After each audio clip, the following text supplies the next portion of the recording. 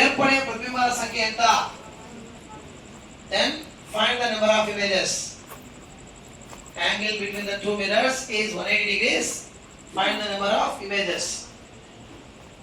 So formula same. N equal formula చెప్పండి.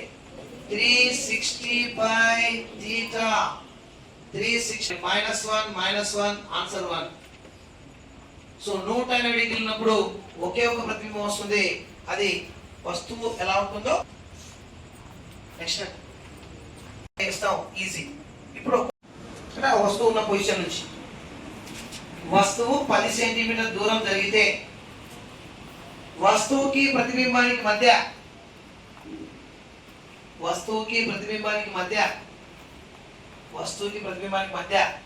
20 centimetre దూరం పెరుగును. వస్తువుకి ప్రతిబింబానికి మధ్య 20 సెంటీమీటర్ దూరం పెరుగును. ఇంగ్లీష్లో రాసుకోండి. If the object can move 10 centimeter distance,